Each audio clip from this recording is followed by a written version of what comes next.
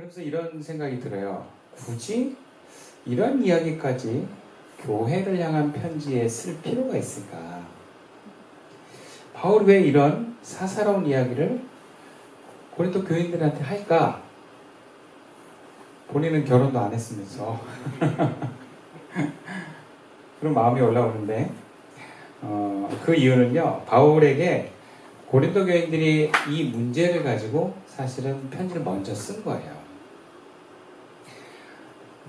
그래서 바울이 이전에 이것을 위해서 고린도 교인들한테 먼저 권면했던 내용들이 중요한데, 사연은 이렇습니다. 바울은 고린도 교회를 처음 개척하고 목회할 당시에 예수님께서 금방 재림하시는 그날이 임박했다, 가까웠다라고 생각을 하고 그렇게 믿었어요. 그래서 고린도 교인들한테 결혼에 대해서 좀 이렇게 하지 않았으면 유보적인 그런 권면을 했고요. 또 그리스도의 부활과 임박한 재림에 대한 기대를 또 이렇게 얘기를 하다 보니까 고린도 교인들에게 독신 생활을 장려하고, 또 뭔가 주님을 맞이하려고 하면 그만큼 뭔가 더 금욕적인 생활을 해야 될 것 같은 느낌이 들잖아요. 그래서 그런 금욕적인 삶의 연장선상으로 부부들이 법적으로는 부부인데 육적으로는 어떤 동정을 지키는 부부들이 많이 생겨났었다고 해요. 그런데 이제 바울이 1년 6개월의 고린도 교회 사역을 마치고 예루살렘에 그 초대교회 총회가 있는데 거기를 다녀오면서 바울의 어떤 권면이나 그동안 했던 내용들이 바뀌기 시작합니다. 그러니까 다시 편지를 고린도 교인들한테 써서 음행을 멀리하기 위해서 오히려 부부들이 서로 잠자리를 좀 잘해라, 이렇게 권면하는 거예요. 그리고 결혼 안 한 사람들한테는 결혼해라, 이런 얘기를 한 거예요. 이게 좀 달라진 거예요, 내용이. 그러다 보니까 고린도 교인들이 그 바울이 총회를 갔다 오고 나서 한 내용들에 대해서 그게 받아들여지지가 않는 거예요. 불편하고 심지어는 항의하면서 편지를 보냈습니다. 그래서 그 편지를 보낸 고린도 교인들의 내용에 답변을 하는 것이 오늘 본문 7장의 내용이에요. 그래서 그 답변의 내용을 보면 첫 번째는 부부의 성생활에 대해서, 두 번째는 독신 생활에 대해서, 그리고 이혼에 대해서, 그리고 처녀들이 어떻게 할 것인가, 마지막으로 과부들이 재혼하는 문제에 대한 것까지 다 각각 답변을 해내는 것이 오늘 본문 7장의 내용입니다. 우리가 보기에 성경에 이런 내용도 있네? 이렇게 생각할 수도 있어요. 그만큼 자세하게 결혼에 대해서, 또 결혼한 부부의 생활에 대해서, 이혼은 어떻게 해야 되는지 말아야 되는지, 독신은 지켜야 되는지 포기해야 되는지, 이런 것까지 다 권면을 하고 있습니다. 마치 그리스도인의 결혼 지침서다라고도 볼 수 있어요. 그런데 한번 생각해 봅시다. 본문이 쓰여졌던 당시가 2000년 전이에요.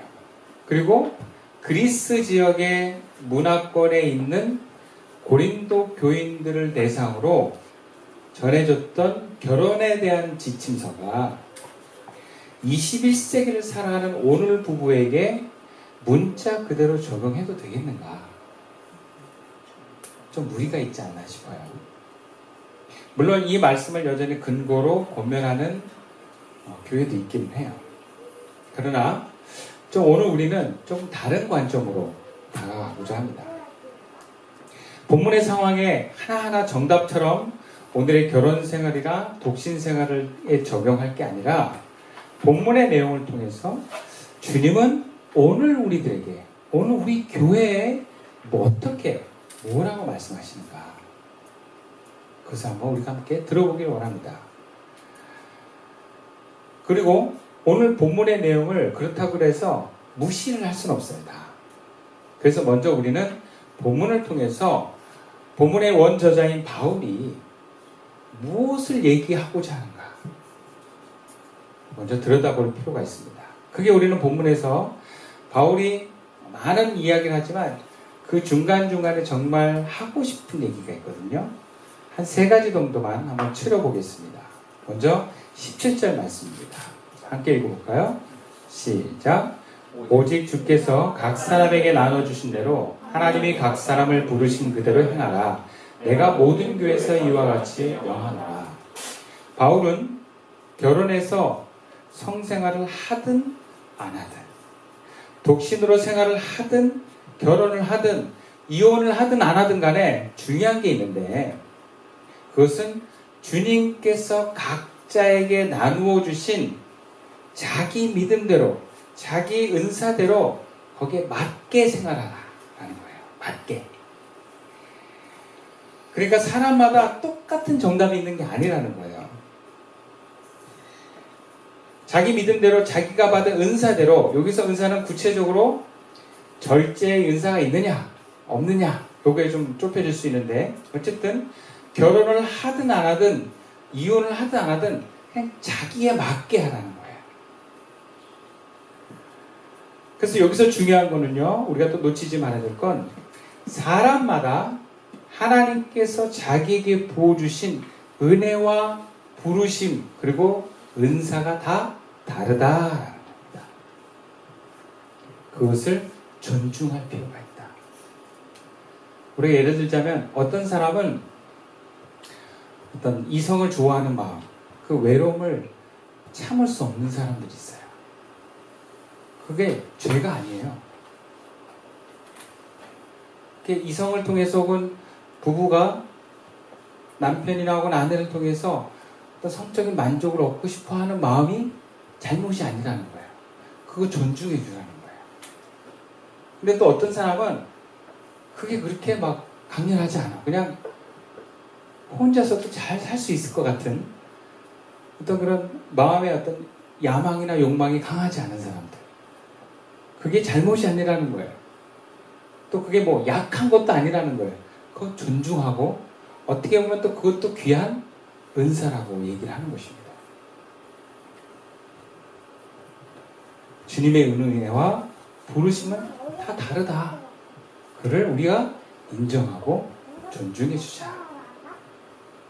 두 번째로 본문에서 바울이 중요하게 말하고자 하는 것은요, 19절 말씀인데요. 함께 읽어볼까요? 시작. 할례 받는 것도 아무것도 아니요 할례 받지 아니하는 것도 아무것도 아니로되 오직 하나님의 계명을 지키는 따름이니라. 바울이 중요한 건 결혼하고 안 하고 할례를 받고 안 받고 그게 중요한 게 아니다. 정말 중요한 게 뭐냐면 하나님의 계명을 지키는 거다. 하나님의 계명이 무엇이겠습니까? 구약에서는 기본적으로 10계명이에요. 그리고 신약에서 예수님께서 그것을 한 계명으로 요약하셨죠. 하나님을 사랑하고 이웃을 사랑하라고 합니다.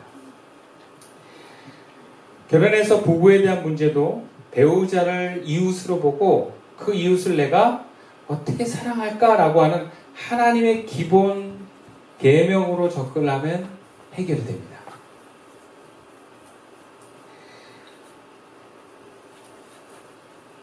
구체적인 지침은 시대나 문화에 따라서 달라질 수 있어요. 예. 그런데 이웃을 사랑하라고 하는 말씀은 1000년이 지나도 2000년이 지나도 바뀌지 않습니다. 우리 오늘날 결혼 생활에 대해서 문화와 어떤 그 사람의 의식 수준에 따라서 기본적으로 이웃을 내 몸과 같이 사랑하라고 하는 말씀의 근거에서 배우자를 대하면 오늘날 하나님이 기뻐하시는 결혼 생활을 하는 것입니다. 그래서 바울이 정말 얘기하는 거, 하나님의 계명을 지키는 거다.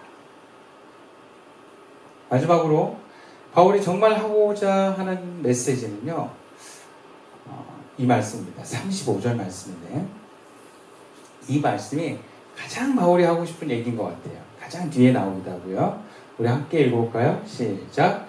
내가 이것을 말함은 너희의 유익을 위하며 너에게 올무를 놓으려 함이 아니니 오직 너희로 하여금 이치에 합당하게 하여 흐트러짐이 없이 주를 섬기게 하려 함이라. 바울은 앞에서 여러 가지 많은 이야기를 했습니다.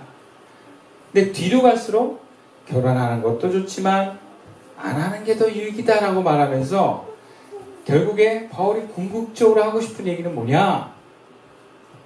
흐트러짐 없이 주를 섬기게 하려 함이라 라는 거예요.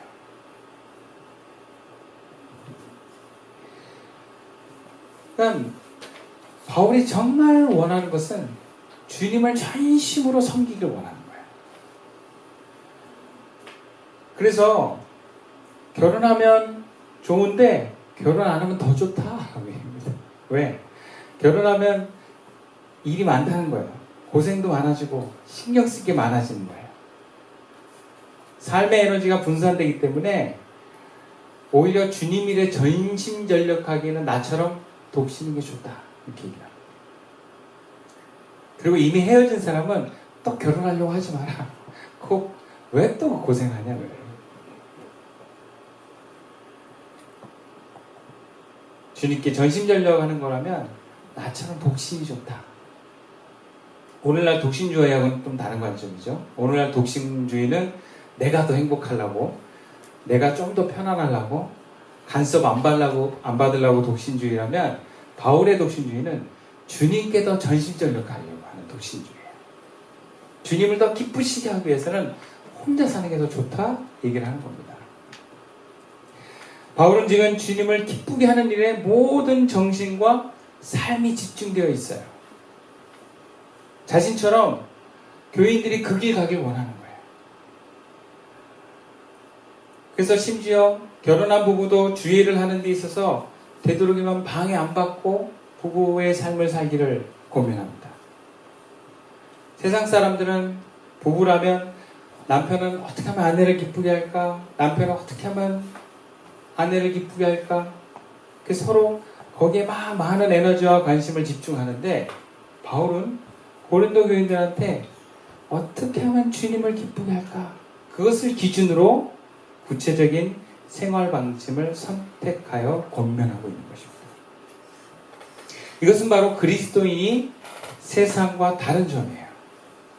세상은 어떻게 하면 아내를 기쁘게 할까? 남편을 기쁘게 할까? 또 자식을 기쁘게 할까? 우리 가정이 행복할까를 고민합니다. 어떻게 하면 우리 가정이 안전하고 내가 안전할까를 고민해요.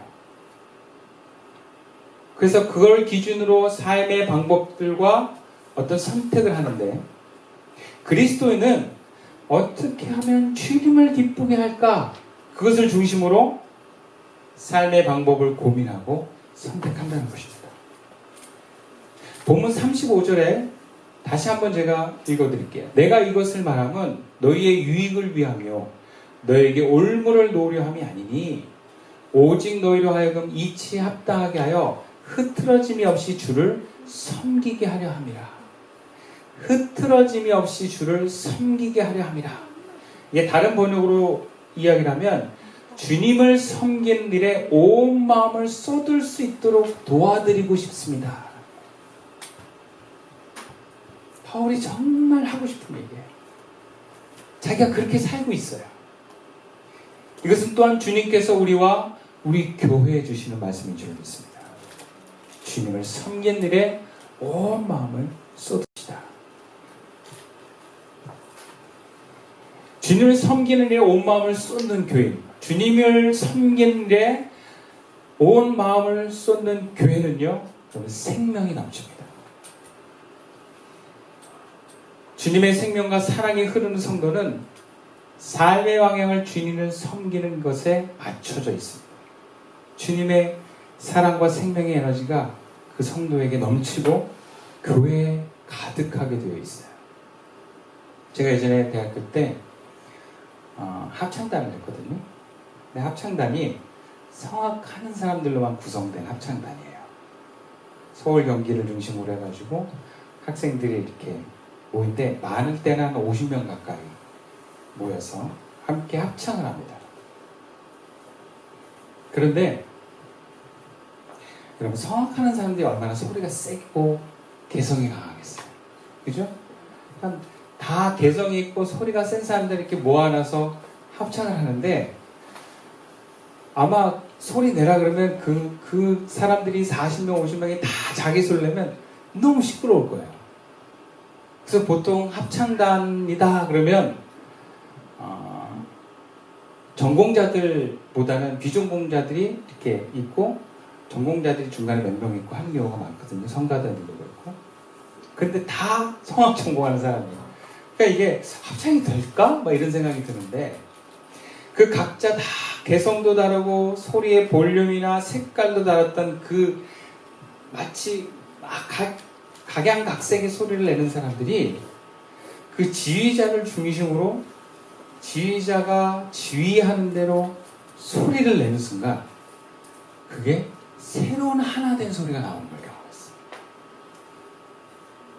근데 그 새로운 하나 된 소리가 얼마나 에너지가 강하고 이 가슴을 막 뛰게 하는지. 제가 고등학교 3학년 때 먼저 그 합창단을 정기 공연을 먼저 들으면서 그 합창단에 들어가는 꿈을 꿨는데 가슴이 막 터질 것 같아요. 듣는 사람이나 부르는 사람이나 너무 감격스러웠던 시간이었던 것 같아요. 교회도 많은 교회가 있지만 특별히 생명의 에너지가 넘치는 교회들이 있어요. 그것도 각자의 신앙도 개개인들이 훌륭한데, 이 교인들이 교회가 생명력이 넘치는 교회의 특징을 보면 하나에 딱 포커스가 맞춰졌어요. 교회가 뭐 선교면 선교, 어떤 뭐 부흥이면 부흥, 또 말씀이면 말씀, 이런 하나의 어떤 딱 슬로건 안에 딱 뭉쳐가지고 교회가 한해서 나가잖아요. 그러면 교회가 에너지가 넘칩니다. 주님은 우리 시선교회가 그런 생명력이 넘쳐서 이웃과 세상에 그 생명과 사랑을 흘려보낼 수 있는 교회가 되기를 원합니다.